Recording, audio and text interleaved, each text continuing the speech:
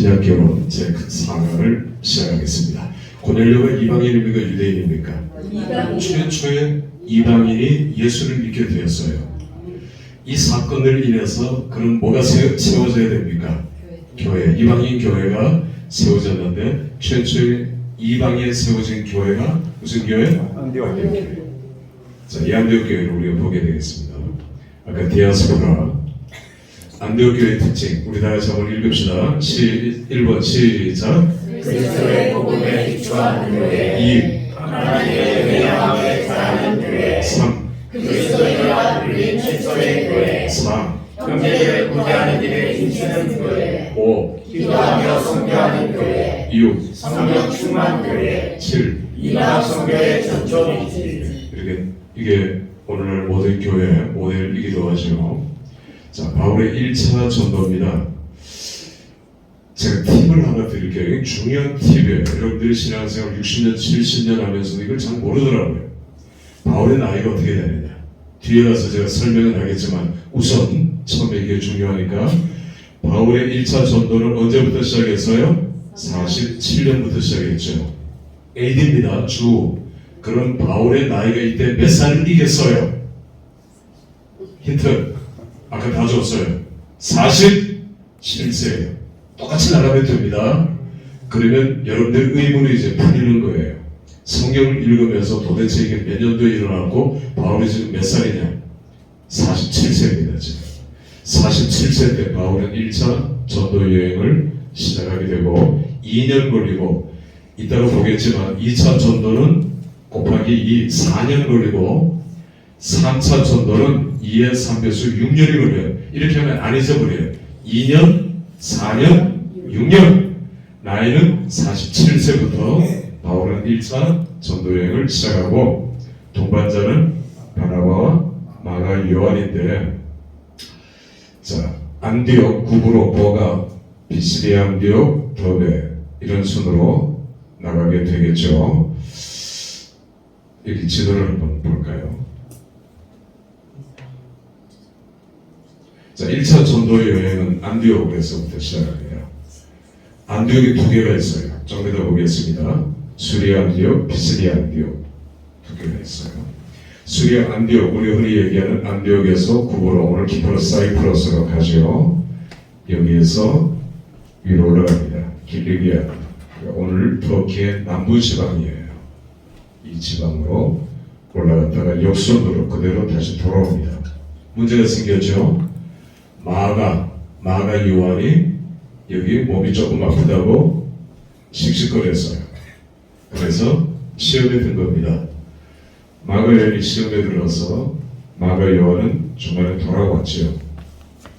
1차 전도 여행은 이렇게 2년 간단하게 끝나게 되죠. 자, 다음으로 한번 넘어가겠습니다. 제가 수리아 안디옥, 비시디아 안디옥 얘기했죠.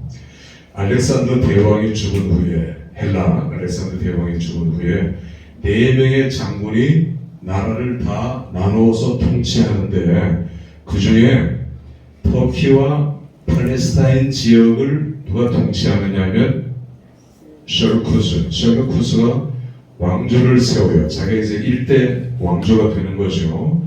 자기 아버지 안디오쿠스를 기념하기 위해 헬라 제국 내에 16개 도시를 건설하고 모두 이름을 안디옥이라고 불러요.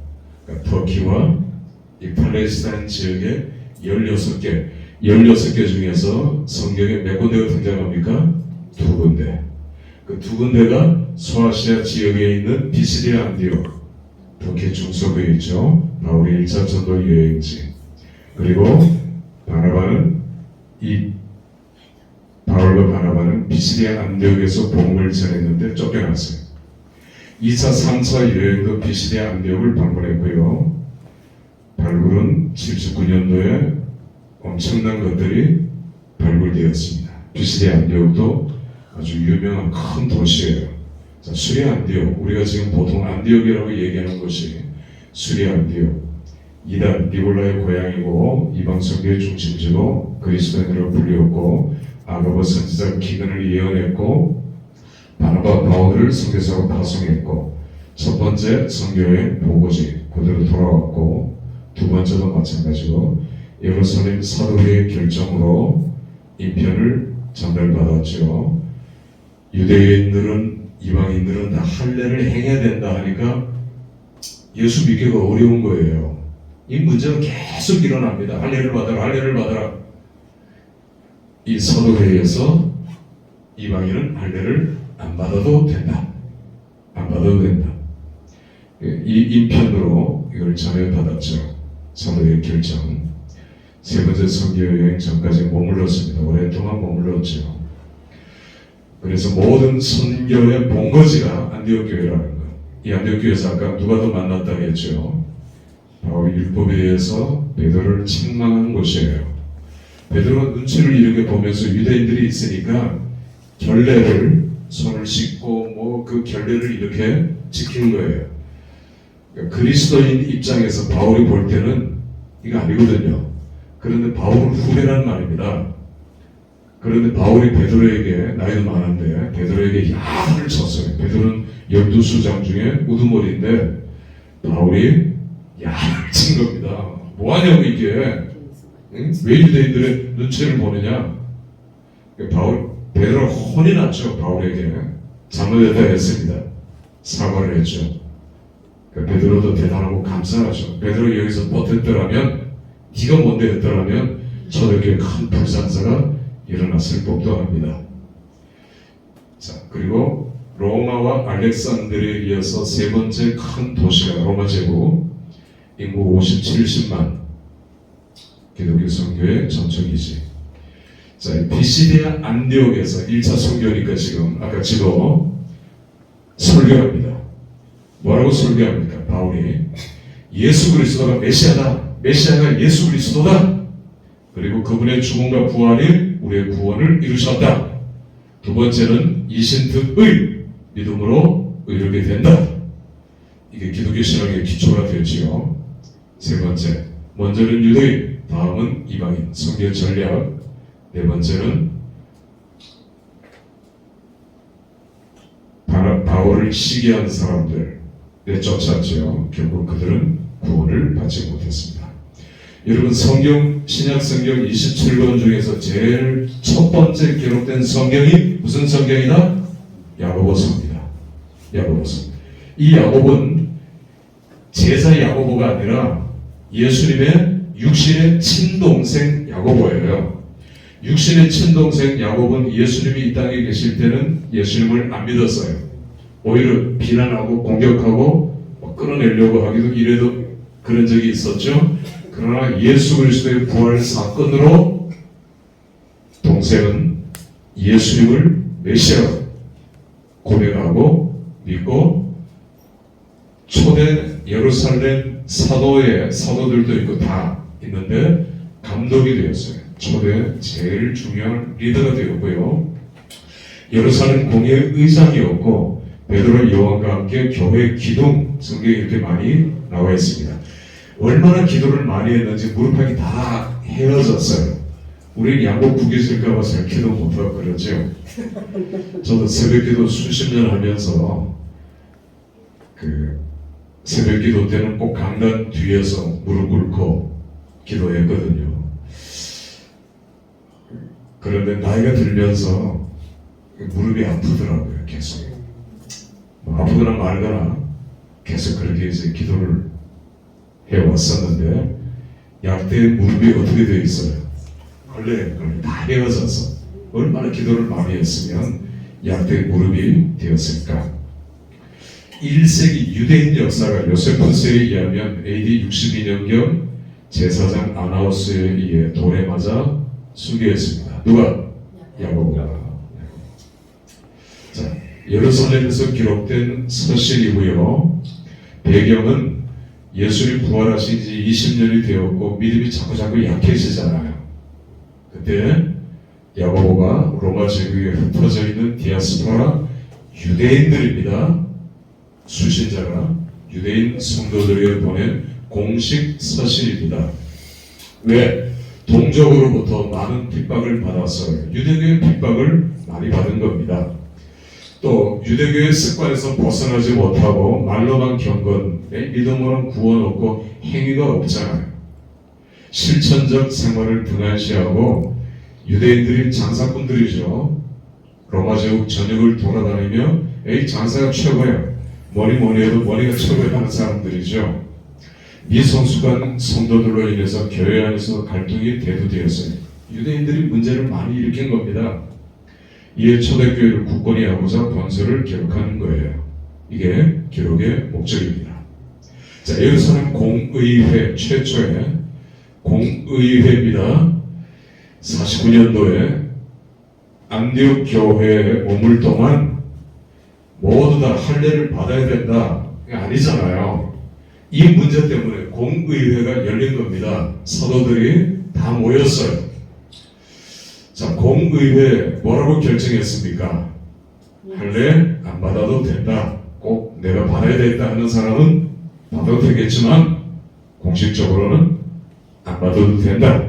이 편지가 다 전 세계 교회로 흩어졌어요. 보내졌어요. 자, 두 번째 교회가 우리가 시간적으로 지금 연대선으로 보기 때문에 1차 선교 여행 도중에 기록된 두 번째 성경이 갈라디아서입니다. 남부지방이라 했죠. 소아시아 남부지방. 안디옥에서 기록했고요. 배경은 온갖 고난 가운데 갈라디아 교회가 세워졌어요. 그러니까 유대인 성도들은 같은 동족에게 핍박받고 로마에게 핍박받고 황제 우상 숭배하는데 황제를 주라고 불렀는데 예수를 주라고 하니까 다 잡아간 거죠. 그러니까 로마의 핍박, 로마 황제의 핍박, 같은 유대인 동족의 핍박, 이 핍박 때문에 더군다나 성찬을 하는데 거짓 소문을 냈어요. 사람의 피를 먹고 사람의 고기를 먹는다. 예수 믿는 것들이. 이 헛된 소문으로 많은 사람들이 또 붙잡혀 가서 옥고를 치르고 순교하고 했습니다.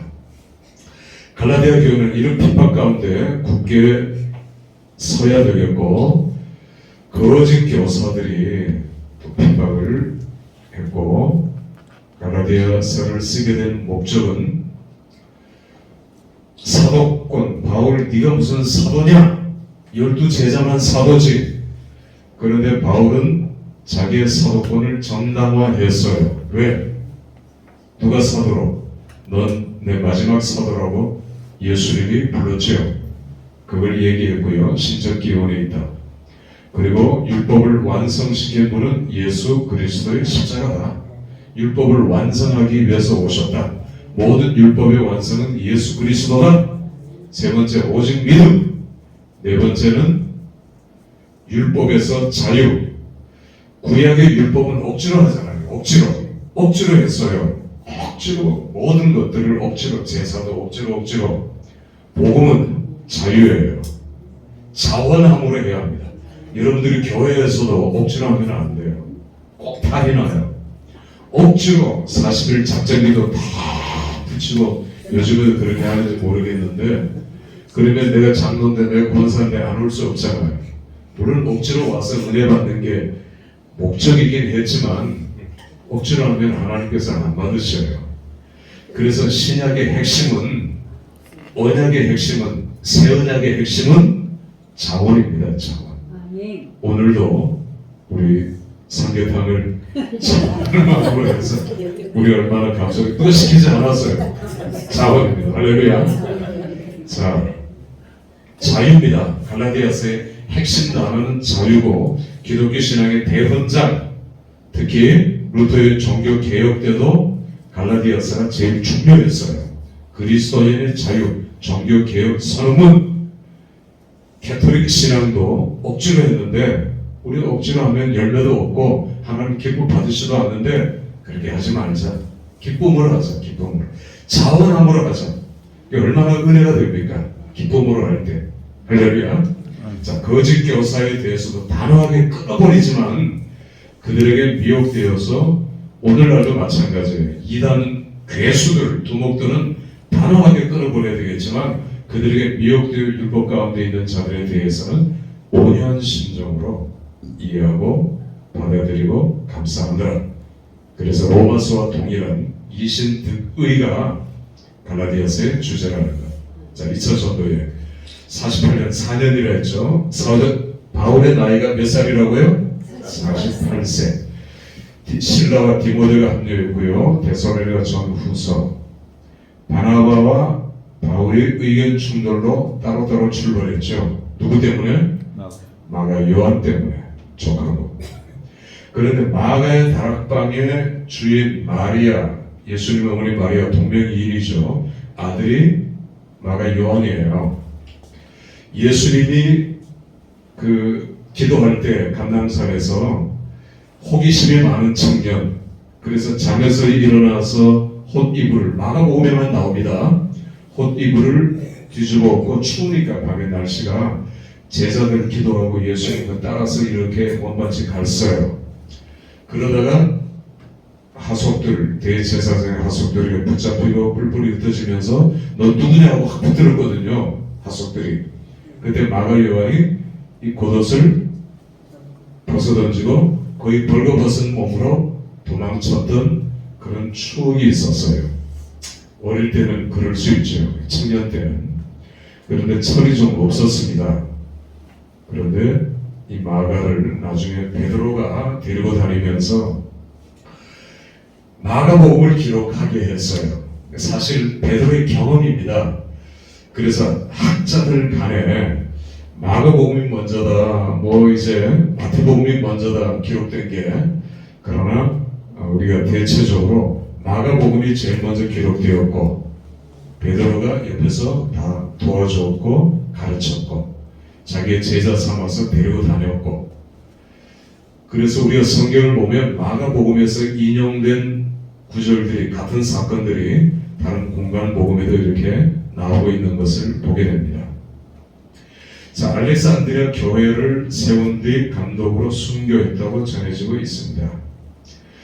그러니까 이방인들이 세운 교회의 리더는 감독으로 보통 불렀고, 교인들이 이방인이면, 교인들이 유대인이면 리더를 주로 뭐로 불렀습니까? 장로로 불렀어요. 그래서 우리가 성경을 보면 바울 서신에 어떤 교회는 리더를 장로로 불렀고 어떤 교회는 리더를 감독이라고 불렀고, 그래서 감독, 장로. 오늘날도 감리교는 감독이라고 부르잖아요. 장로교의 이 장로는 그때 장로하고 다르고, 이 당시의 장로는 오늘날의 목사죠. 가르치는 장로, 치리하는 장로. 오늘날은 이렇게 나눠져 있죠. 그러나 이 당시는 리더를 감독, 장로 이렇게 불렀다. 마가는 로마식 이름이고 요한은 유대식 이름이고 자기 집이 오순절 마가의 다락방이고, 지금 현재의 마가의 다락방은 비잔틴 시대 이후에 세워진 거예요. 예수님 당시 때는 그거보다 규모가 조금 작았어요. 그러나 120명이 들어갔으니까 굉장히 부자죠. 부촌이에요. 거기 굉장히 이렇게 부촌이고, 이 마가의 다락방 지하에 다윗의 가묘, 진짜 무덤은 다른 데 있지만 다윗의 무덤을, 가묘를 만들어 놓은 집이 마가의 다락방 지하예요. 그러니까 이 집이 얼마나 부자고 영향력 있는 집이고, 이 집에서 초대교회 많은 물질 헌신하고 초대교회 여기서 세워지고, 그러니까 우리가 나중에 빌립보 이런 루디아의 집에서 교회가 시작됐어요. 오늘도 물론 그렇겠지만 그 가정이, 그 집이 헌신하는 것입니다. 재물이 있을 때 그렇게 헌신함으로 인해서 교회가 세워지고, 최초의 예루살렘 교회도 마가의 다락방에서 시작되었잖아요. 역사도 이렇게 시작되었고, 이게 참 자연스러운 것입니다. 나중에 우리가 뒤에 가서 또 보면 골로새 교회도 그렇게 시작되었고, 많은 교회들이 자기 집을 교회로 제공해서 교회가 시작된 것들을 보게 됩니다. 자, 예수님 첫 도시 뻘거보고 도망간 과거도 가졌지만 초대교회 모든 역사를 한눈에 어릴 때부터 다 보고 자란 인물이 마가예요. 그러니까 마가복음이 그렇게 중요하고, 마가복음에 55번이나 나오는 후디스라는 헬라어는 곧 즉시라는 단어예요. 마가는 회개하는 심정으로 마가복음을 아주 역동적인, 마가 자신이 역동적인 다이나믹한 그런 삶을 살았던 인물이 마가예요. 어릴 때는 철이 없었지만 나중에는 베드로를 따라 위대한 12제자 못지않는, 그래서 마가는 12제자가 아니었지만 마가복음을 기록할 수 있었던 훌륭한 위대한 증인입니다. 자, 바나바는 마가를 데리고 갔고 성경의 기록은 여기는 끊어지고 바울을 계속 조명하는 이유는 누가가 동행했기 때문에 그래요. 그래서 누가는 바울을 계속 조명하고 또 하나님께서 그렇게 인도하게 시키셨고 하나님을 섬기고 바나바의 역사는 끊어집니다. 고향 구브로에 가서 구브로의 교회를 세우고 순교했고 혹은 이태리 밀라노까지 가서 감독이 되었고 이게 먼저겠죠. 자, 그래서 바울은 실라를 데리고 2차 전도 여행을 떠나는데 보세요. 안디옥에서 출발합니다. 안디옥. 그리고 도베 쭉 지나서 1차 전도 여행지를 그대로 통과합니다. 루스드라에서, 루스드라 큰 도시예요. 여기서 누구를 만납니까? 디모데를 만나요. 영적 아들이 되죠. 제가 만남이 중요하다고 했죠. 지금 여러분의 만남도 죽을 때까지 가야 돼요. 좋은 만남. 악연은 없어요. 하나님께서 다 악한 사람도 만나게 하십니다. 야곱도 라반을 만나게 했잖아요. 라반 때문에 야곱이 훈련을 받은 거잖아요. 원수 맺을 필요는 없다는 것입니다. 그 악연을 통해서도 하나님 훈련시키시니까 디모데를 만났고 동행합니다. 디모데와 함께. 드로아는 무시아라고도 얘기하죠. 드로아는 트로이입니다. 트로이. 바로 옆에 트로이예요. 트로이의 목마. 모릅니까? 네. 아시죠? 영화로도 이렇게 보셨죠. 에게해를 중심으로 펼쳐지는 소아시아와 아시아와 유럽의 전쟁, 그리스와의 전쟁, 그 오디세이, 때로는 율리시스 이런 것들로 영화 소설이 됐던 유명한 호모의 오디세이에 나오는 트로이 목마가 트로이입니다. 역사적인 이 장소에서 바울은 유럽을 보면서 기도해요. 옛날에 트로이 목마 때문에 여기에 점령당했는데 하나님께서 이제 복음으로 여기를 점령하는 이거죠. 그래서 복음을 들고 공격합니다. 이쪽으로 나가요. 그렇다고 아시아의 교회가 없어진 건 아니고 아시아의 복음을 전하는 건 스톱하고 이쪽으로 가라 했지만 아시아에도 복음은 계속 전해집니다. 넘어가죠. 어디로 넘어갑니까? 빌립보로 넘어가서 데살로니가를 지나서 밑으로 쭉 내려와서 아덴, 데살로니가에서 쫓겨서 아덴으로 가죠. 아덴에서 고린도, 펠레폰네소스 반도, 고린도에서 갱그리아, 가까이 10km밖에 안 돼요. 이 갱그리아에서 18번, 19번 에베소로 다시 옵니다. 그리고 에베소에서 배를 타고 안디옥으로 예루살렘을 통해서 안디옥으로 돌아오는 게 2차 전도 여행이에요. 그러니까 1, 2, 3 중에서 2차가 제일 중요해요. 제일 많은 교회를 세웠고요. 특별히 2차 때는 고린도에서 1년 6개월을 머물러요. 고린도에서 1년 6개월. 제일 오래 머뭅니다. 뒤로 넘어가겠습니다. 시간 낭비상 제가 빨리 진행하는 걸 이해해 주시기 바라고. 자, 빌립보. 처음 건너간 유럽의 첫 번째 섬, 마게도니아의 왕 필립 2세 아들이 알렉산더예요. 이 필립이 자기 이름을 따서 필립보라는 도시를 건설했고요. 신도시고요. 필립보는 마게도니아 제1의 도시가 되었습니다. 그리고 로마 제국 때는 로마 태역 군인들을 이주시켜서 인구가 팽창했지만 안타깝게도 회당이 없었어요. 유대인들이 그만큼 없었다는 겁니다. 유대인들은 10명만 돼도 회당을 만들 수 있거든요. 회당이 없어서 바울이 회당에 가서 늘 복음을 전했는데 회당이 없으니까 기도처를 찾으려고 돌아다니다가 누구를 만났습니까?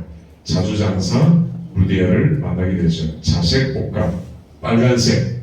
그러니까 우리 박정은 사람이 입은 자색이죠. 여러분의 의자 자색이에요. 이게 로마 제국의 색깔입니다. 그래서 로마 제국의 군사들의 옷을 보면 이색가래 자색, 군복도 갑옷도 자색이에요. 그러면 돈을 얼마나 많이 벌었겠어요. 그러니까 염료로 다 이렇게 만든 옷이지만 루디아는 굉장한 부를 축적했습니다. 그래서 자기 집에 큰 집이겠죠. 교회가 세워진 거예요. 유대인인데 역시 기도처를 찾다가 바울을 만나서 통성명하고 복음을 전했던 인물. 자색, 옷감, 장사. 그래서 우리도 장사를 할 때 이런 것들을 잘 이제 이해하면 참 좋겠죠. 그래서 로마 황제부터 밑에 사람들까지 다 자주색 옷을 입고 다녔어요. 우리 한국 사람들은 무슨 옷 입고 다녔어요? 옛날 조선시대 때? 백이민족 흰옷. 그때는 흰옷, 무명 이런 것들이 많이 팔리고 이런 천장사들이, 옷감장사들이 돈을 많이 벌었죠. 거부가 됐죠. 최초의 유럽 최초의 마게도냐 최초의 그리스도인. 아까 지도를 봤지만 두 개로 나뉘어집니다. 이 그리스는 이 당시 두 지역이에요. 이 그리스는 위는 마게도니아, 아래는 아가야 이렇게 두 개로 나뉘어져요. 아가야의 가장 본받는 교회가 되었다. 마게도니아의 가장 본받는 교회가 되었다. 지금도 마게도니아가 있죠. 마게도니아라고 하는 지역이 있습니다. 알겠습니다. 자, 2차 전도 여행이 제일 중요하다. 오늘 빌립보 두 번째는 아덴을 보겠습니다. 아덴으로 내려왔지요. 데살로니가에서 핍박을 받아서 아테네입니다. 헬라의 수도예요.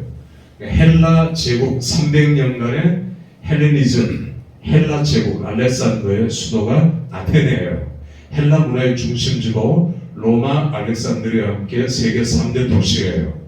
로마, 알렉산드리아, 아테네. 네 번째가 안디옥 이렇게 나갑니다. 소크라테스, 플라톤, 아리스토텔레스의 고향이에요. 헬라 철학의 본산지죠. 에피큐로스, 스토아 학파의 활동지고요. 에피큐로스는 쾌락 최고야. 이런 사람들. 스토아는 금욕, 뭔 소리야? 금욕해야지. 거꾸로 정반대입니다. 그래서 바늘을 찌르고 불속에 들어가고 금욕주의자들. 이성이 최고야. 인간의 이성 가장 중요시했던 학파가 스토아 학파. 반대로 에피큐로스 쾌락을 가장 뭐야? 인간 인생 얼마 안 남았는데 짧은데 즐기면서 살자. 두 개로 나눠진 겁니다. 이 활동지였고요. 최초의 민주주의 발생지였고요. 펠로폰네소스 전쟁에서 스파르타에게 패했죠. 그러니까 그리스에서 아테네와 스파르타. 여러분 영화를 보면 스파르타는 아주 혹독하게 어릴 때부터 아이들을 훈련시켜요. 스파르타 훈련에서 사자가 약한 새끼들을 낚들에서 불러 떨어져서 죽이듯이 스파르타도 약한 자신들을 죽여요. 못 쫓아오게. 강력한 스파르타. 아테네는 이런 도시였어요. 문화적인 도시. 싸움에서 상대가 안 되죠. 스파르타가 정복했죠. 전체를 정복합니다. 망했고 86년 BC 로마에게 함락당하여 로마의 속국이 되고 바울이 복음을 전할 당시에는 이 사람들이 나라가 망하니까 어디에 신경을 썼느냐면 우상. 300개가 넘는 공시가 된 우상, 그리고 10,000개가 넘는 신앙을 다 가졌어요. 그러니까 종교성이 많은 도시였어요. 망했으니까 이런 걸로 사람들이 방향을 튼 겁니다. 거기다 철학적인 도시. 시민들이 다 철학자예요. 다. 소크라테스, 플라톤, 아리스토텔레스의 고향이니까. 여기에서 복음을 전하는데 이게 제일 되겠어요? 잘 안 먹히겠죠. 아레오바고 석양 언덕인데 여기에서 늘 재판도 열리고 여기에서 내가 올라가서 외치고 다음 사람이 올라가서 외치고 밑에서 말로 싸우고 여기서 세 사람 네 사람이 말싸움하고 저기서 세 사람 네 사람이 말싸움하고 온 도시가 철학의 도시고 온 도시 사람이 다 철학자고 이게 아테네였어요. 그들하고 변론하고 소수만 믿고 여기는 교회가 서요 안 서요?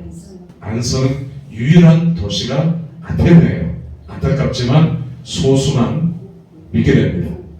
그래서 바울이 조금 이제 실망해서 낙심해서 이 아테네에서 고린도로 갑니다. 밑에 아까 지도 봤죠. 고린도에 내려가서 바울이 낙심해서 복음을 잠깐 전하지 않고 뭘 할까요? 천막 만드는 일. 유대인들은 태어나서 어릴 때부터 두 개의 직업을 갖게 해요. 하나는 부모가 계속해서 유산으로, 그리고 천막 만드는 일, 이런 일. 오늘 우리 건축업자입니다. 집이니까, 그 당시에 대표적인 집들이 많으니까. 그러니까 이거 하면은 평생 굶어 죽지 않으니까 건축업자, 집 천막 만드는 일을 어릴 때부터 배웠고, 또 자기의 또 다른 직업이 있고, 그래서 유대인들은 두 개의 직업이 있으니까 유대인들은 굶어 죽었다는 말을 들어본 적이 별로 없어요. 그래서 바울은 어릴 때부터 천막 만드는 일을 배웠기 때문에 자비량으로 선교할 수 있었고, 낙심해서 고린도에 내려가서 천막이나 만들자 하나 복음 전하는 거 누구나 영적 침체가 오죠. 문제는 그 영적 침체를 어떻게 극복하느냐가 참 중요한데, 이게 바울의 영적 침체였어요. 그러다가 만남이 중요하다 했죠. 누구를 만났습니까?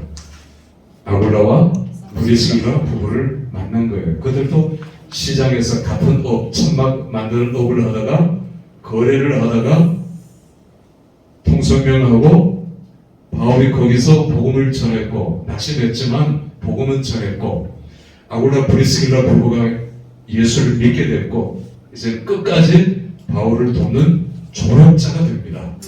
그래서 로마서 16장에서도 바울이 마지막 이렇게 회고할 때 나의 동력자, 나에게 눈이라도 빼줄 만큼 나의 어시스턴스가 되었던 아굴라 브리스길라 부부를 소개해요. 고린도에서 일어나는 일입니다. 자, 볼까요? 자, 우선 아덴에서 이렇게 쭉 생략하고, 고린도가 얼마나 타락한, 전 세계에서 가장 타락한 도시가 고린도였어요. 그러니까 고린도라는 말이 벌써 우상을 섬기고 또 이제 그런 못된 짓을 하는 타락한 사람들이라는 그런 뜻입니다. 우리가 미국의 로스앤젤레스 하듯이 로스 잃어버린 천사 엔젤레스, 도시 이름을 왜 그렇게 지었을까요? 이름을 그렇게 지었어요. 미국의 동부는 필라델피아, 필라 형제로 델피아, 사랑인데 형제 사랑, 형제 우애. 그러니까 필라델피아는 그런 도시로 도시 분위기가 조성이 되었어요. 유명한 웨스트민스터 신학교도 있고, 필라델피아 사람들은 지금은 조금 다르지만 마약도 하고 뭐 이런 타락한 도시가 됐지만, 로스앤젤레스는 처음부터 이름대로 타락의 도시죠. 이름을 잘 지어야 된다. 교회도 이름을 잘 지어야 된다. 자, 고린도 100년 동안 폐허로 방치되어 있다가 시저에 의해서 복원됐고 재건됐고, 고린도는 로마의 식민지가 되었고, 아가 남쪽 지방의 수도가 되었고, 그리고 여기 이제 운하를 건설했어요. 운하. 근데 이게 끝까지 못했어요. 바위를 파가지고 수십 킬로를, 수에즈 운하 아시죠? 그거하고 비슷하게 에게해와 아드리아해를 가로지르는, 안 그러면 삥 돌아서 가야 되는데, 그런데 이게 실패했죠. 너무 힘드니까. 그러나 어쨌건 로마, 그리스, 이집트와 수리아, 팔레스타인을 잇는 육상 및 해상 루트가 고린도가 되었고, 굉장히 번성했어요. 돈이 많으니까 타락했죠. 1000명의 여사제가, 종교적 의식이 배출을 하는 겁니다. 이들이 부도덕한 타락의 도시가 되었고, 여기에서 바울은 1년 6개월을 머물며, 자, 제가 16번의 사도행전의 전환이 일어납니다. 우리가 흔히 그 프레임이 있죠. 프레임에 딱 갇혀가지고, 창틀이죠. 창틀. 프레임에 갇혀서 사람을 판단하고 사건을 판단할 때가 많이 있어요. 편견을 가지고. 그 프레임을 16번 깨뜨렸어요. 그러니까 전환이 필요합니다. 이거는 내가 잘못해서 또 이제 이렇게 고치고 이게 아니라 성장이에요. 성장. 그래서 사도행전의 첫 번째 프레임을 깨뜨리는 것은, 첫 번째 전환은 유대인에게만 복음을 전했는데 헬라인에게도 복음을 전하게 되잖아요. 그죠? 그 고넬료 사건이죠. 전환입니다. 장소도 첫 번째는 예루살렘에만 복음을 전했는데 이제는 이방에도 복음을 전하잖아요. 이 위대한 전환들이 계속해서 일어나는 거예요.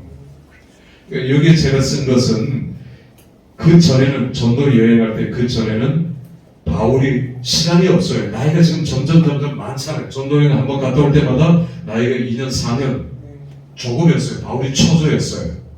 그래서 사도 바울이 복음을 전할 때 여러분들 도시들 이렇게 보면은 그 지역의 수도, 그 지역의 중심 도시, 교통의 요지 거기만 바울이 빨리빨리 지나가면서 교회를 세웠어요. 왜? 내가 살 날이 얼마 남지 않았단 말입니다. 시간이 없단 말입니다. 그래서 단기 선교예요. 단기 선교. 여러분 우리도 그렇게 해야 되잖아요. 어쩔 수 없이. 지금은 교통 비행기 타고 확 가니까 지금은 아니지만 바울 당시에는 육로라고 한 번 가는데 몇 달이 걸리고 정착하는데 몇 달이 걸리니까 단기 선교라는 말이에요. 그런데 이때부터 대전환이 일어났습니다. 장기 선교로 바뀌었어요. 아니구나.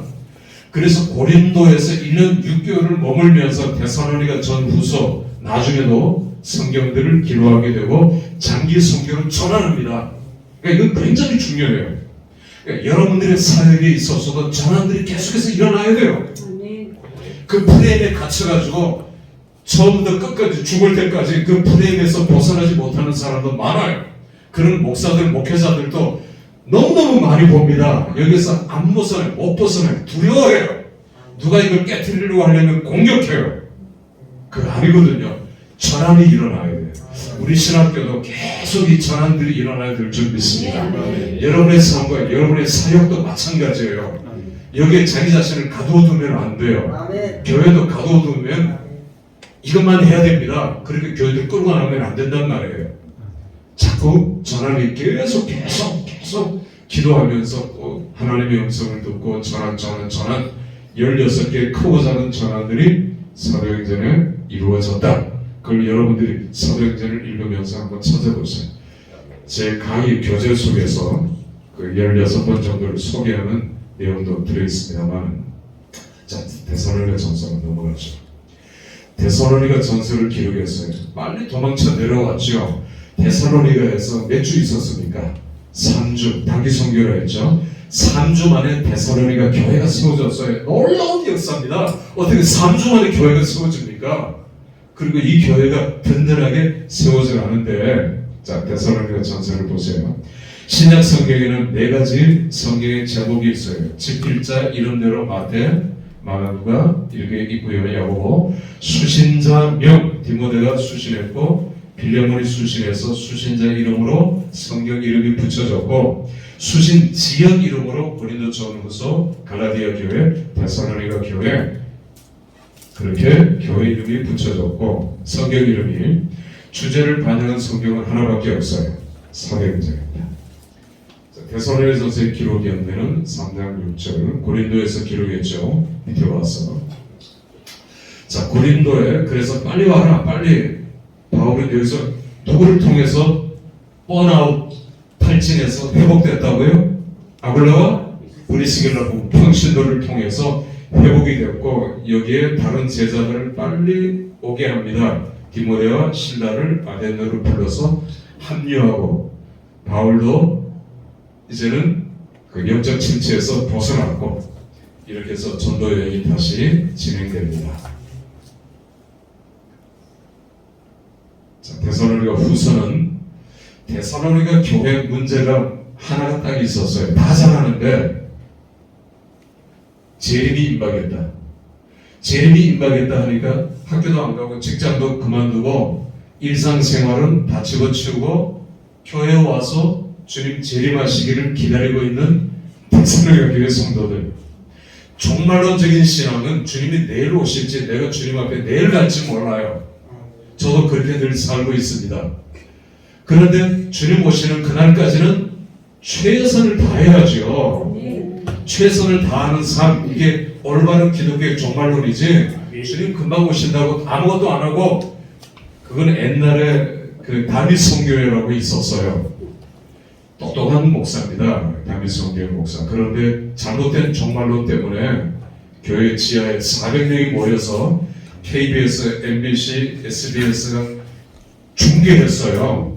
그 자리에서 실시간으로. 이게 온 나라를 뒤집어 엎었거든요. 그런데 약속한 그 시간, 밤 시간이 다 휴고한다 했는데 아무렇지도 않았어요. 울고 불고 난리가 아니었어요. 정비 현장을 물론 영상으로 봤지만 난리가 아니었단 말입니다. 그러니까 이제 다윗 성교회가 우리가 날짜 계산을 잘못했다 해서 또 그 다음으로 날짜를 미루어서 그 다음에는 연말 그 두 번째 할 때는 방송국이 두 번째는 안 쏘갔죠. 중계는 안 했습니다만 두 번째도 난리가 아니었습니다. 이게 세대주의, 잘못된 세대주의입니다. 유럽에도 999년, 그래서 1000년이 되기 직전 성탄절 지나서 연말까지 부자들이 자기 돈 다 뿌리고요, 1000년에 종말이 온다라고 믿었어요. 그 사람들이. 세대주의, 잘못된 세대주의입니다. 이 사람들 그래서 날짜를 시기별로, 세대별로 꼭 이렇게 정하거든요. 몇 년. 여러분 1999년 연말에도 비슷한 일들이 벌어졌어요. 그러니까 이단들은 꼭 이걸 이용합니다. 교회들에게 겁을 주고요, 헌금을 갈취하고요. 그래서 이 사람들이 무슨 브라질에도 가고 저기 어디 피지에도 가서 또 어디 모에라 해서 거기 재산 다 팔고 안타까운 일들이 벌어지죠. 데살로니가 교회도 이 유혹에 넘어갔습니다. 임박했다 해서 재산 다 팔고 난리가 난 거예요. 그러니까 바울이 잘못된 종말론, 이건 아니다. 그리고 교회는 미워가다. 그래서 후서를 집필했고요, 또 제자들을 보냈습니다. 이게 데살로니가 후서예요. 자, 3차 전도로 넘어가겠습니다. 바울의 나이는 몇 살이라고요? 52세 3차 전도가 시작됐어요. 자, 52세죠. 6년입니다. 그리고 동반자는 신라입니다. 기록된 성경은 고린도 전 후서 로마서. 제가 지금 연도별로 좀 환산하고 있기 때문에 안디옥에서 늘 출발했습니다. 안디옥 출발했고요. 좀 더 올릴까요? 1, 2차 전도에 갈라디아, 똑같은 갈라디아, 저희 그림이 좀 지저분합니다만 여러분들이 이해하시고, 자, 갈라디아에서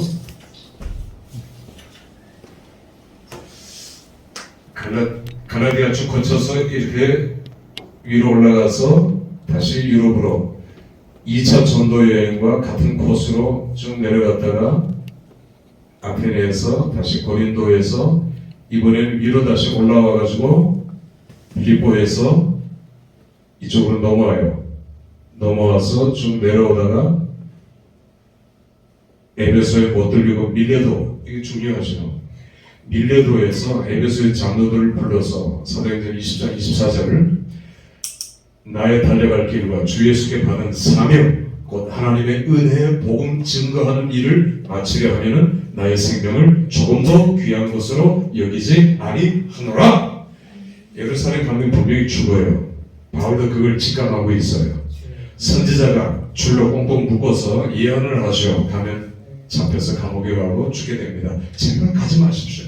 눈물로 말리지만 바울은 이게 내가 가는 길이고 또 하나님의 명령이고 주님이 나와 함께 동행하시기 때문에 죽은 줄 알면서도 바울은 예루살렘으로 가게 됩니다. 체포되죠. 그 바울의 심경을 한번 이해해 보셔요. 그리고 20장 24절 밀레도에서 에베소 장로들에게 죽을 줄 알면서도 바울은 그렇게 갑니다. 자, 3차 전도 여행에서 제일 중요한 인물은 아볼로예요. 아볼로. 알렉산드리아, 가장 큰 디아스포라에 유대인들이 거의 100만 명 정도가 살고 있었고요. 세계 최고의 학문의 도시. 여기에 유대인들, 탁월한 유대인들, 아볼로는 철저한 교육을 받았어요. 율법에 정통했고요. 아볼로의 지식은, 아볼로는 성경 박사입니다. 율법 박사. 세례 요한의 제자, 직접 만나서 교류했는지는 잘 알려져 있지는 않지만 고린도 교회의 나중에 지도자가 되었고, 에베소에서 유대인 회당에서 설교했지만 요한의 세례만 알고 성령 강림에 대해서 알지 못했고, 그 설교를 들은 에베소에 브리스길라하고 아굴라가 있었죠. 자, 설교를 들으면서 자기 집으로 초대해서 초청해서 에베소입니다. 에베소로서 아볼로는 이걸 받아들였어요. 아볼로가 참 귀하죠. 그래서 베드로와 거의 쌍벽을 이룰 만큼 위대한 학자가 아볼로예요. 그러나 아볼로에게서는 뭐가 없었다? 성령이 없었다. 그러나 이걸 받아들였어요. 그러나 후에 고린도 교회에서 바울파, 아볼로파 등으로 대립된 것은 참 안타깝고 유감스러워요. 그리고 바울은 아볼로를 한 번도 만나지 못해서 서로 길이 어긋났어요. 바울이 에베소에 있을 때 고린도에 있었고, 아볼로가 고린도에 올 때 바울은 또 에베소에서 고린도로 갈 때는 또 에베소. 길이 어긋나서 요즘 같으면 빨리 만날 수 있겠지만 옛날엔 만날 수가 없었습니다. 자, 3차 전도 여행, 아까 제가 단기에서 장기 선교로 전환되었다 했죠. 그래서 바울은 3차에서는 에베소에서 몇 년 머물렀다고요? 3년입니다. 3년. 그러니까 아까 고린도 2차 때는 1년 6개월, 2배예요. 딱 2배 이하면 좋아요. 그런데 성경에 어긋나요. 어떤 성경에는 여기서는 두란노 서울에서 2년 3개월 가르쳤다 했는데 사도행전 20장에서는 3년간 사역했다고 했어요. 반돌림도 아니잖아요. 그러니까 왜 3년간 사역했냐면 3년이 맞아요.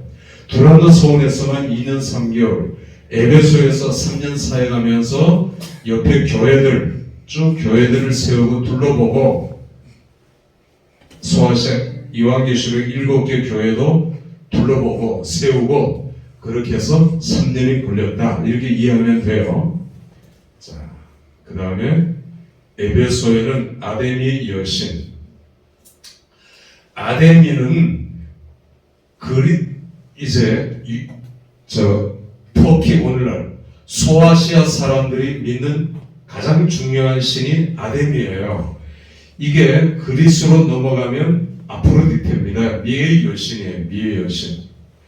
이 미의 여신이 아데미 여신인데 아데미는 아프로디테보다 더 중요해요. 더 부를 많이 주고요. 다산을 하고 그러니까 어머니 뻘이 됩니다. 어머니 뻘. 자, 그런 여신이고요. 세계 7대 불가사의 중에 하나에 들어갑니다. 길이와 넓이가 120, 60이고요. 어마어마하죠. 120m, 넓이 60m. 수많은 수백 개의 기둥들.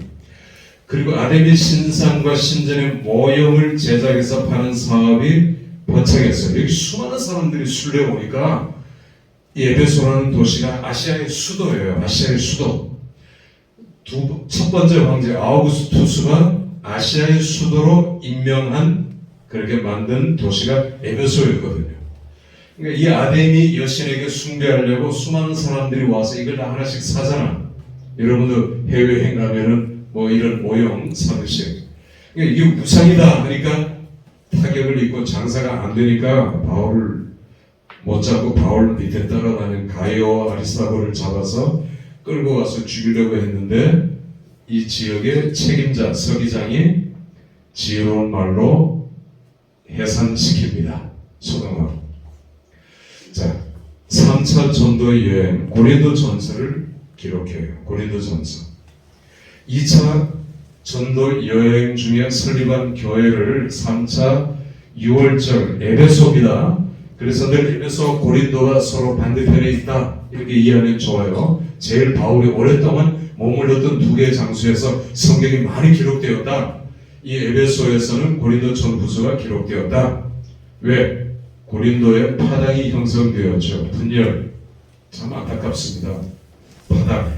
교회마다 누구파 갈라치고 분리하고 그런 사람들과는 상종하면 안 돼요. 이런 사람들이 참 그 교회나 공동체를 무너뜨리는 사람들이에요. 자, 고린도 교회가 이것 때문에 굉장히 위기를 만났습니다.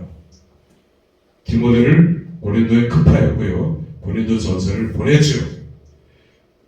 자, 그런데 문제는 고린도 후서 6개월이 지난 고린도후서 아직 고린도가 문제가 해결되지 않은 걸 알고 다시 촉구하는 서신을 보낸 게 고린도후서다. 로마서 하나 더 기록했다 했죠. 로마서.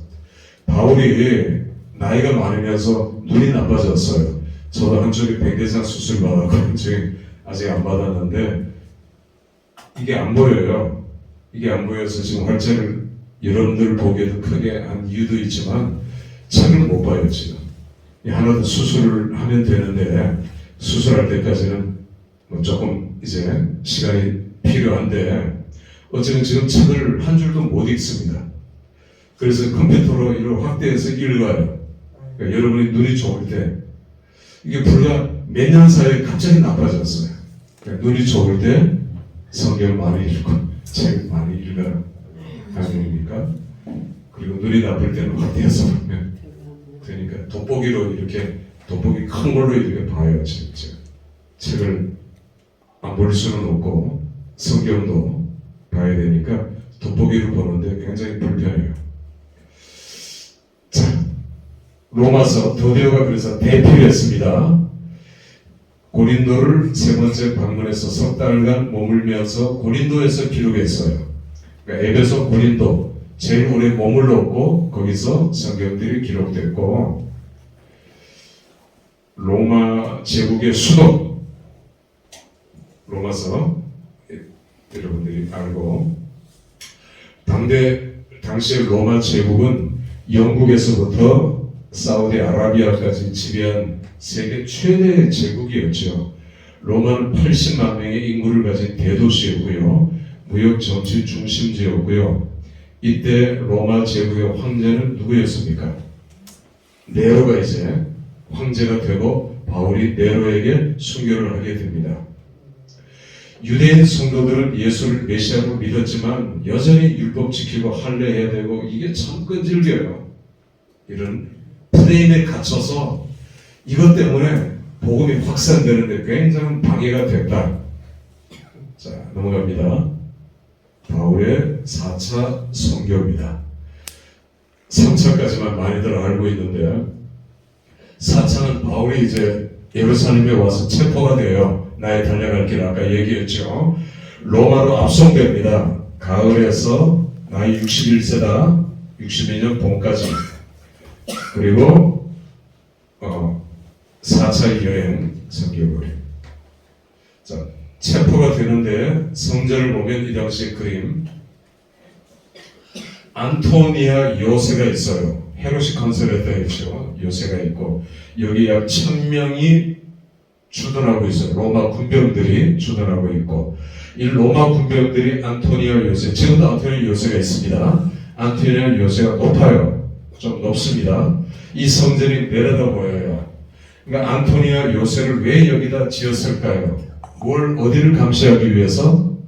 성전을 감시하기 위해서. 여기 사람들이 늘 모이고 절기에 여기가 늘 소요가 일어나고 사람들이 여기서 늘 문제를 일으켜요. 그러니까 예루살렘 성 안에 제일 많이 모이고 제일 문제를 일으키는 장소가 성전이에요. 그래서 여기서 보고 후다닥 내려와서 지나가기 위해서 안토니아 요새가 여기 있는 거예요. 여기 층계고요. 층계. 성전. 헤롯 성전입니다. 자, 여기에 바울이 체포가 되죠. 지휘관인 천부장입니다. 1000명, 백부장 100명이죠. 760명의 보병, 240명의 기명을 거느린 글라우디오 루시아, 예루살렘 책임자로서 막강한 권력자예요. 총독 바로 밑에 천부장이 있습니다. 총독은 그럼 어디에 머물렀을까요? 가이사랴. 가이사랴가 총독부가 있고요. 해변, 여기는 예루살렘이고 종교도시, 유대인들의 수도, 총독부는 가이사랴에 있다. 그래서 여기에 1000명이 주둔하고 있어요. 파견 나와 있죠. 예수님 당시에는 1000명이 파견 나와 있지 않고 소요가 일어날 때 가이사랴에서 급파했고 거기는 소수만 있었고 예수님의 십자가 이후로 1000명을 파병한 거예요. 소요가 계속 일어날까봐. 자, 여기에서 바울은 첫 번째 변론하면 유대인들이 흥분했죠. 바울은 그들에게 히브리 말로 말했고요. 그리고 여러분을 핍박했지만 내가 왜 변화하게 됐나? 하나님이 강권적으로 간증합니다. 다메섹 도상에서의 체험을. 자, 좀 넘어가겠습니다. 없애버리자, 죽이자. 자, 여기서 급하게 바울을 안토니아 요새로 데리고 갑니다. 천부장이. 소요가 일어나고 반란이 일어날까봐. 그때 바울은 그 영내 안토니아 요새에서 감옥에서 하나님의 음성을 듣게 됩니다. 반대하라. 내가 예루살렘에서 나의 일을 증언한 것 같이 로마에서도 증언하여야 되리라. 주의 음성을 들었습니다. 자, 뒤로 넘어갑니다. 천부장이 이제 야이가 안 되겠다, 큰일 나겠다. 이건 소요가 일어나면 다 내 책임이다 싶어서 밤에 한밤중에 예루살렘에서 총독부가 있는 어디? 가이사랴로 이송해요. 그러니까 바울은 한밤중에 약 60km 정도 되는 이 거리를 호송으로 가게 됩니다. 자, 가이사랴에서 이제 사건이 일어납니다. 가이사랴. 바울은 여기서 재판을 받습니다. 총독은 벨릭스고요. 3차 변론, 스데반의 죄와 똑같고 돌로 쳐 죽이는 죄예요. 바울이 변론합니다. 벨릭스 총독은 바울이 무죄함을 알았지만 석방하지 않았어요. 왜? 소요가 일어날까봐. 그리고 바울에게 뇌물을 받으려고, 나쁜 놈이죠. 자, 벨릭스 총독이 그만두고 후임 베스도 총독이 왔어요. 베스도가 부임해서 4차 변론을 베스도 앞에서 또 합니다. 그때 누가 방문했느냐면 헤롯 아그리파 2세예요. 헤롯 아그리파 1세 아버지입니다. 독충에 물려서 교만해서 죽었죠. 그 아들이에요. 그 아들도 똑같이 교만해요. 이 아그리파 왕이 총독이 바뀌었다 해서 문안을 왔는데 베스도 총독은 아그리파 왕에게 자문을 구합니다. 바울 이거 어떻게 해야 됩니까? 하니까 아그리파 왕이 로마 시민권을 가졌기 때문에 로마 황제 네로죠. 로마 황제에게 직접 재판을 받을 수 있으니까 로마로 압송해서 데려가시오. 이렇게 자문을 합니다. 자, 이 아그리파 왕 넘어가고요. 그래서 바울은 다른 죄수들과 함께 로마로 압송됩니다. 이게 하나님의 은혜죠. 이렇게 로마의 복음이 들어가게 되는 거예요. 바울과 함께 동행한 자들, 다른 죄수들, 백부장이 아구스도 되는 황제 7일에 혹은 황제와 지방의 주도군 사이를 연락하는 연락부대, 이 뒤에 이렇게 더 맞는 것 같아요. 아리스타고도 있고 누가가 끝까지 동행합니다. 뒤로 넘어가겠습니다. 유라굴로를 만나죠. 유라굴로 뜻은 광풍, 별명이 광풍이에요. 유라굴로, 지중해는 유라굴로, 우리는 태풍. 저쪽에 남미 쪽에는 하리케인 이렇게 되죠. 자, 여기는 유라굴로입니다. 유라굴로가 그레데 섬의 중앙에 2100m 이다 산맥에 아까 페니 영상 확 일으켜서 돌풍을 일으킬 때 북풍하고 만나서 미친 광풍이 돼요. 이게 유라굴로를 만나면 다 배는 파산하는 겁니다. 그래서 이 유라굴로가 일어날 때는 항의를 안 해요. 그런데 고집을 부려서 간 거예요. 그러니까 바울은 이건 안 된다 했지만 바울의 말을 무시하고 선주와, 왜냐하면 죄수뿐만 아니라 물건을 가득 실었기 때문에 옛날에는 이쪽에서 이쪽으로 물건을 한번 싣고 가면 최소한 30배에서 100배가 남는답니다. 이문이. 그러니까 위험을 무릅쓰고 무역을 하는 거예요. 자, 넘어갑시다. 결국 암초에 부딪혀서 파손되게 되죠. 죽을 힘을 다해서 멜리데에 도착해서 3개월 머무르는데, 멜리데는 현재 몰타 공화국이고 영국 연방 중이고 작아요. 작은데 섬이 작은데 아주 중요한 몰타 섬입니다. 두 개의 사건, 독사에 물리죠. 그래서 다 죽는데 이 겨울 독사는 좀 독이 좀 더 강하죠. 겨울잠을 자기 직전이라 아주 독이 많아요. 봄에 독이 빠졌으니까 좀 덜해요. 그러니까 저도 시골에서 이제 농사를 짓거든요. 가끔 이렇게 일주일에 한 번씩 가서 독사들 자주 봐요. 독사들이 얼마 전에도 고구마 순 뜯는다고 고구마 순 제치니까 그래서 뱀이 독사 꽈리를 들고 있더라고요. 그래서 이걸 딱 들고 이제 어이 하니까 집사람이 무서워서 죽겠다고. 이게 불에 집어넣으니까 뜨거우니까 바울의 손을 꽝 부는 거예요. 그러니까 독사 물리면 다 죽는데 바울이 안 죽으니까 신이란 거죠.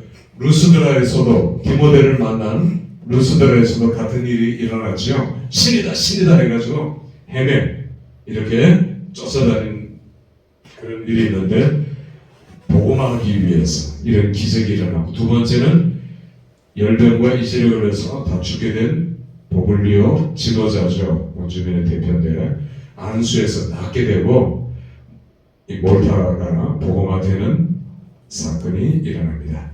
자, 이제 드디어 로마에 도착했는데 2년 동안 셋집이라고 성경에 나와 있는데 가택연금이에요. 아직 미결수니까 죄가 확정이 되지 않았으니까 감옥에 안 가두고 가택연금 상태의 한 셋집에 2년 동안 머물게 됩니다. 이게 1차 연금이에요. 1차 감옥이에요. 우리 감옥이라고 하지만 첫 번째 1차는 61년경 가택연금입니다. 바울의 나이가 대략 몇 살이라고요? 61세 정도. 이때 옥중서신을 기록해요. 에베소, 빌립보, 골로새, 빌레몬서를 차례대로 기록하고 2년 후에 풀려나서 에베소와 마게도니아, 드로아, 그레데, 니고델 전도 여행을 다시 해요. 사도행전은 이걸로 끝나지만 사도행전 이후에 이 기록이 있고, 전승에 의하면 서바나, 스페인까지 가서 바울이 스페인에 서바나까지 가고 싶다 했죠. 복음을 전하고 싶다. 갔겠어요? 못 갔겠어요? 사도행전이나 이런 데는 안 나오지만 다른 복음서를 보면은, 그리고 다른 기록들을, 역사들을 보면은 서바나까지 가서 복음을 전파했고 66년에 다시 2차 투옥이 됩니다. 그리고 67년 네로 황제에 의해서 순교해요. 서바나는 갔습니다. 분명히 서바나를 갔어요. 스페인을 갔어요. 그래서 지금도 스페인에는 바울의 흔적들이 많아요. 바울 기념교회도 있고요. 그러니까 바울이 왔으니까 그렇게 하죠. 그래서 바울은 자기의 꿈을 이루었고 복음을 전파했고, 이게 중요합니다. 감옥에서 풀려나와서 순교 바로 직전에 디모데 전후서 디도서를 기록했어요. 자, 감옥에 3번 갇혔죠. 가이사랴 2년, 로마 1차 감옥 2년, 마지막 2차 감옥 순교하죠. 2년. 자, 옥중서신 기록 순서 골로새서 봅니다. 옥중서신입니다. 감옥에서 1차 로마 감옥 셋집, 바울의 셋집 가택연금 상태에서 기록했고요. 골로새서와 빌레몬서가 함께 전달됐고, 아마 저는 이때가 바울의 가장 왕성한 집필, 옥중서신이 정말 귀하잖아요. 에베소에서 동쪽으로 하는 주요 무역로가 골로새인데, 옛날에는 굉장히 번성한 큰 도시였는데 옆에 히에라폴리폴리스, 라오디게 삼각형이에요.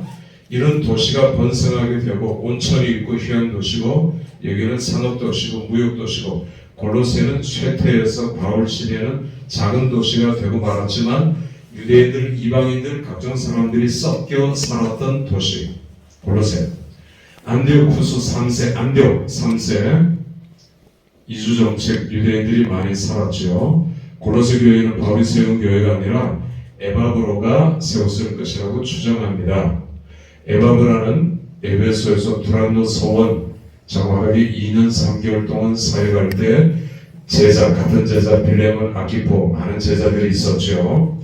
고향으로 다 돌아가서 빌레몬과 함께 교회를 세운 골로새 교회, 주로 개종한 이방인들로 구성이 된 교회죠.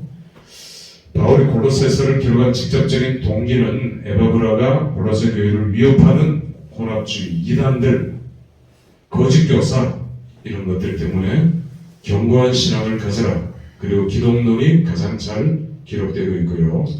자, 빌레몬서입니다. 개인 서신입니다. 다 교회 서신이지만 개인 서신이에요. 왜?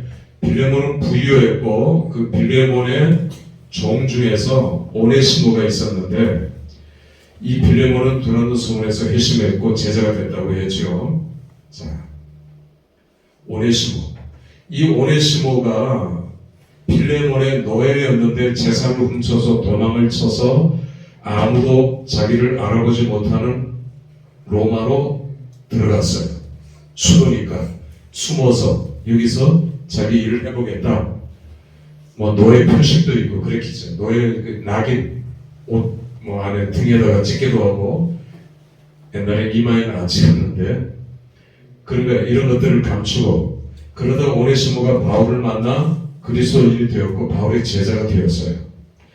그런데 이런 노예 상태로 일을 할 수가 없어요. 또 바울이 오네시모를 데리고 있을 수도 없어요. 노예니까 주인이 있으니까. 그래서 바울이 만약에 주일에서 달아난 노예는 잡히면 사형이에요. 바울이 오네시모를 써야 되겠고 용서해야 되겠고 그래서 오네시모를 보냅니다. 빌레몬에게. 그리고 편지를 써서 같이 보내는 게 오로스 그 빌레몬서죠. 나의 일에 필요하다. 그리고 용서해 줘라. 네가 손해 본 건 내가 다 갚겠다. 바울이 책임지겠다. 오네시모의 부견자로 바울은 오네시모를 용서해 주라 했고 용서해서 오네시모는 나중에 교회 감독이 됩니다. 지도자가 됩니다. 노예였는데 자 이런 일이 뭐 로마 시대 때는 검투사 노예가 총독이 되는 일도 흔했고요. 신분이 돈을 주고 다 사니까 매간매직이 성행했었으니까. 자 거의 마찬가지입니다. 조금만 집중하시고요. 에베소서 옥중서신입니다. 이건 회람 서신은 돌려보라는 겁니다.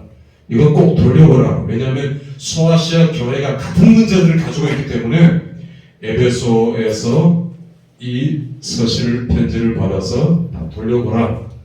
에베소는 3년간 사역했던 장소고 두란노 서울을 중심으로 눈물의 이별을 하는 곳이고 훗날 디모데도 파송했고 사도 요한도 그리고 에베소에는 지금도 마리아의 예수님의 어머니 마리아의 무덤이 있어요. 왜? 사도 요한에게 부탁했잖아요. 예수님이 십자가에서. 그래서 사도 요한이 이 에베소로 어머니를 모시고 간 겁니다. 내 어머니다 해서 사실은 육신적으로는 이모가 되겠지요. 그죠? 그러나 사도 요한은 끝까지 어머니를 모셨어요. 마리아를. 그래서 마리아의 무덤이 지금 에베소에 남아 있습니다. 자, 3차 귀환하면서 아까 눈물의 파송, 애정이 참 컸던 교회가 에베소 교회고 에베소죠. 넘어가겠습니다. 여기 양대 이단이 율법주의와 영지주의. 영지주의는 여러분들이 이미 알고 율법주의는 할례를 해야 된다는 거고 영지주의는 영이 그리고 지식이 귀하다. 우리 몸은 더럽다 해서 몸을 바늘로 찌르고 불에도 뛰어들게 하고 오늘도 우리가 금식을 하고 이거 당연히 해야 되지만 내가 뭐 죄를 지었으니까 뭐 범죄했으니까 일주일 금식해야 되겠다 이건 아니잖아요. 그래도 괜찮겠습니다만 그런 식으로 해서는 안 된다는 겁니다. 자, 에베소 교회를 비롯한 소아시아 교회가 어떻다? 이걸 심어주기 위해서 에베소서를 기록했습니다. 교회론의 특징이고 엔 크리스토 영의 인이고요. 크라이스트 그리스도가 내 안에 그리스도 안에서의 이 삶. 바울 서신에 130번 나오는데 여기는 35회가 에베소서에만 집중적으로 나와요. 그러니까 엔 그리스도 사상이 가장 중요합니다. 내가 그리스도 안에, 그리스도가 내 안에, 예수 그리스도 안에서 이게 엔 그리스도 사상이에요. 너무너무 중요한 엔 그리스도 사상입니다. 넘어갑니다. 아까 제가 설명한 그 두 개고 자, 빌립보서 마지막 옥중서신입니다. 바울이 빌립보서를 후반기죠. 옥중 1차 투옥식 새 집에 있을 때 기록했어요. 우리는 감옥 속에서 막 이렇게 기록했다고 그림을 뭐 그런 그림도 보고 하는 그게 아니라 새 집에서. 자, 빌립보 교회는 우리가 너무 잘 알죠. 생략하겠습니다. 바울의 5차 선교. 그러니까 1차 새 집에서 석방되었어요. 미결수로서 뭐 너 죄가 없다 이렇게 석방을 했습니다. 그때 바울은 디모데 전후서 디도서를 마지막 성경을 기록합니다. 잡혀서 5차 선교를 떠나고 그 다음에 다시 감금되어서 성경을 기록하게 되죠. 자, 2년 1차 투어. 사도 바울은 사도행전은 여기서 끝나지만 목회 서신에 보면은 1차 석방 이후에 선교 사역을 하고, 이때 선교 사역을 할 때 서바나, 스페인까지 갔다 했죠. 다시 투옥됩니다. 이게 마지막 투옥, 순교예요. 마지막으로 투옥되는데 왜 투옥되느냐면 네로죠 황제가 네로가 기독교인들을 핍박하고 불을 질러요. 로마에. 그걸 보고 시를 짓고 그 기독교인들 이렇게 세워놓고 묶어놓고 거기에 기름을 끼얹고 불을 질러서 미치광이죠. 시를 쓰고 뭐 그걸로 불을 밝히는 기독교인들을 그렇게 순교를 시켜요. 그러면서 기독교의 핍박이 점점 좁혀오면서 이미 투옥됐고 잠시 석박된 바울을 다시 체포하고 다시 감옥에 갇히게 됩니다. 이게 마지막 투옥, 2차 투옥이에요. 그래서 요세비우스 또 클레멘트, 서바나, 스페인 갔다. 디모데전서 목회서신 기록했다는 거, 그리고 디도서 기록했고요. 개인 서신입니다. 그레타, 디모데후서, 마지막 성경이 서신이 디모데후서죠. 2차 투어, 그리고 67년, 68년, 혹은 67년 겨울, 68년 봄에 순교되었다고 봅니다. 왜냐하면 이 디모데후서에서 디모데에게 겨울이 닥치기 전에 두로와 가부의 집에 맡겨둔 고도, 두로와 트로이, 속히 와달라. 성경을 가지고 속히 와달라. 그래서 가을경의 기록에서, 왜냐하면 겨울 전에 오라 했는데 못 왔죠. 디모데가 사역에 너무 바쁘고 그리고 거리가 너무 멀기 때문에 조금 미루었습니다. 그리고 바울은 순교했어요. 콜로세움, 로마의 콜로세움 바로 뒤에 가면은 바울이 순교한 자리가 있어요. 거기에 목이 잘려져서 바울의 목이 잘려질 때 흰 피가 나왔답니다. 검은 피가 아니라. 그래서 거기를 지금 기념하는 장소로 만들어 놓고 있어요. 바울은 그렇게 해서 순교할 때 바로 직전에 보낸 마지막 서신. 자, 네로의 박해가 점점 심하고 순교를 두려워하지 않고 바울은 강하게 맡아라, 지켜라, 힘쓰라. 자, 마지막 1분입니다. 바울의 출생 시기와 나이, 제가 먼저 얘기했죠. 그건 여러분들이 빨리 이해를 돕기 위해서, 그러나 맨 나중에 이거를 부림으로 바울은 언제 태어났을까? 분명한 암시가 나이가 나오진 않지만 추측할 수 있어요. 스데반을 돌로 쳐 죽일 때 바울은 네아니아스 청년, 이 청년은 30대 전후를 가리켜요.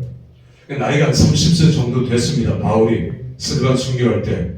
그리고 유대에서는 공식적으로 증인이 되고 선지자가 되고, 구약에서 내가 세상에 무슨 일을 할 때 나이가 몇 세가 돼야 시작한다고? 30세. 그래서 예수님은 몇 세 때 공생이 시작했나요? 30대. 세례요한은 몇 세 때 시작했나요? 30대. 30세. 다 30세. 구약에서도 보면 대체로 선지자들이 30세 때 선지자의 사역을 처음 시작하는 것이 공식화되었어요. 여기도 네아리아스라는 단어를 쓰고 있습니다. 그래서 30세. 그러면 스데반 순교는 언제 일어났느냐?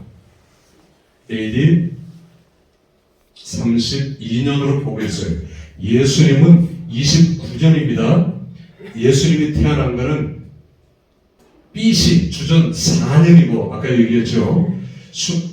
돌아가신 것은 32년이에요. 그러니까 33세, 33년의 공생인데, 자 그래서 32년, 33년 대개학자들은 32년으로 보고 있고요. 바울은 30세. 결론은 스데반의 순교 때 30세. 그래서 AD 1년 정도로 보게 꼭 그런 건 아니에요. 오늘날도 호적 옛날에는 아이들이 죽으니까 조금 산 다음에 한 2, 3년 있다가 호적을 하는 경우가 많잖아요. 요즘은 안 그랬지만 나이 많으신 분들은 아마 제 또래도 이렇게 보니까 금방금방 호적 신고를 안 하고 목사님도 그러셨구나. 자 이렇게 바울의 위대한 역사는 만남에서 시작되었죠. 디모데를 만나고 바나바를 만나고 바나바가 없었다면 바울이 있었겠습니까? 물론 하나님은 다른 방법을 통해서 역사하셨겠지만 성경은 계속 만남의 축복을 얘기합니다. 스데반과의 만남도 악연은 아니었지요. 스데반 때문에 변화됐습니다. 바나바, 마가, 누가, 디모데 모두가 하나님의 섭리입니다. 만남을 통해서 가장 위대한 만남은 누구와의 만남이었습니까? 사도행전 9장 예수 그리스도와의 만남이었어요. 저와 여러분도 마찬가지입니다. 이 만남도 귀하지만 예수 그리스도의 만남을 통해서 우리가 변화되고 하나님의 일을 하고 기적을 이루고 하나님의 비전을 이루어가시는 저와 여러분이 되시기를 주의 이름으로 축원합니다. 하나님 감사합니다. 귀한 만남을 축복하시고 만남 속에서 우리가 해야 될 일 하나님이 우리에게 분명히 보여주신 비전을 이루어가는 저희 생각 되게 될 주시옵소서. 바울같이 써 주시옵소서. 디모데같이 써 주시옵소서. 예수님의 이름으로 기도합니다.